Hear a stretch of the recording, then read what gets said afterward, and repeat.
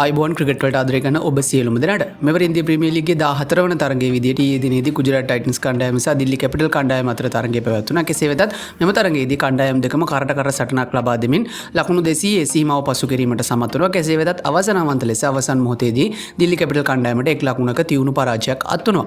පළමුවෙන් පන්දුවට පහර දුන් ගුජරාට් ටයිටන්ස් කණ්ඩායම තමන්ට නිමිත පන්දු වාර 20 දී කඩලු 4ක් පමණක් දැවී ලකුණු 210ක් වාර්තා කර ගන්නට සමත් වුණා. එහිදී සුබ්මන් ගිල් නායකත්වයෙන් නිමක් ක්‍රීඩා කරමින් පන්දු 45කින් ලකුණු 70ක් ලබා ගැනීමට සමත් වුණා. ලකුණු 211ක ජයග්‍රහී ඉලක්කයක් හඹා යාමට පිටියට පිවිසි දිල්ලි කැපිටල් කණ්ඩායමේ ආරම්භක පිතිකරුවන් දෙදෙනා ඉතාමත් හොඳ ආරම්භයක් ලබා ගැනීමෙන් ලකුණු 76ක් වාර්තා කර ගැනීමට සමත් වුණා. එහිදී ශ්‍රී ලංකා ක්‍රීඩක පැතුම් නිස්සංක පන්දු 24කින් ලකුණු 41කුත්, කේල් රාහුල් පන්දු 52කින් ලකුණු 92කුත් ලබා ගන්නවා. ඉන් අනතුරු අවසන් මොහොතේදී ඩේවිඩ් මිල පන්දු 20කින් නොදවී ලකුණු 42ක් ලබා ගත්තත් ඔවුන්ට පන්දු වාර 20 අවසානයේදී කඩලු 8ක් දවී ලබා ගැනීමට හැකිවන්නේ ලකුණු 209ක් පමණයි.